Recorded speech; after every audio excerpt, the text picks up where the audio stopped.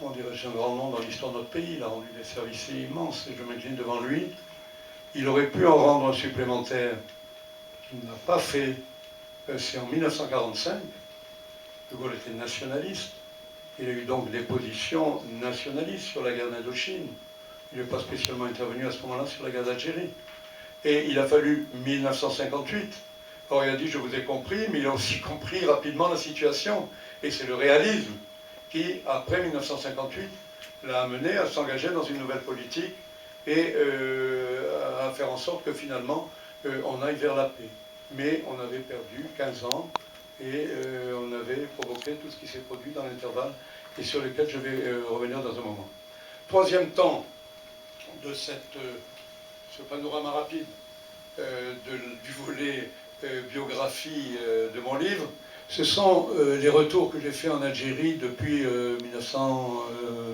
1962-64. Alors je ne vais pas les reprendre un par un, parce qu'il y en a eu beaucoup, heureusement. Je voudrais dire simplement quelques observations générales. La première, c'est que j'ai découvert l'Algérie. En 3 ans passés au Maroc, entre 61 et 64, j'ai mieux connu le Maroc que je n'avais connu l'Algérie pendant les 17 ans, que j'avais pas 18 ans que j'avais passé entre 29 et 47. Et mes voyages à partir de 64 m'ont permis de découvrir l'Algérie, cet immense pays, avec toutes ses facettes.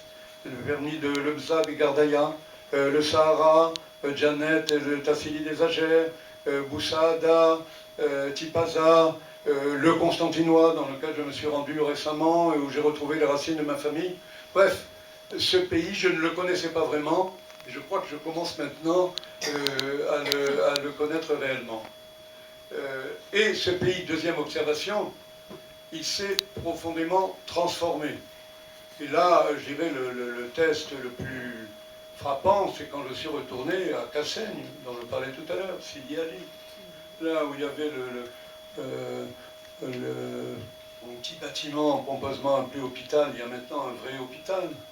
Là où nous étions une petite école primaire avec 2 classes pour aller jusqu'au certificat d'études, il y a maintenant collège et lycée.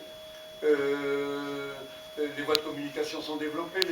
Bref, le pays s'est complètement transformé. Et je pense à ma pauvre maman, qui, quand elle a vu l'indépendance, elle était en France, disait, mais c'est terrible, ils ne vont pas savoir se débrouiller. C'était le sentiment qu'avaient une certaine partie des Français d'Algérie. J'ai regretté que, malheureusement, elle ne fut plus là en 2005, quand elle a fait cette visite, pour faire le tour avec moi de ce village dans lequel nous avions vécu ensemble 60 années auparavant. Troisième observation, à l'occasion de tous ces retours en Algérie, j'ai pu enfin, et pour la première fois, établir des rapports égalitaires, cordiaux, amicaux et égalitaires, avec mes interlocuteurs algériens.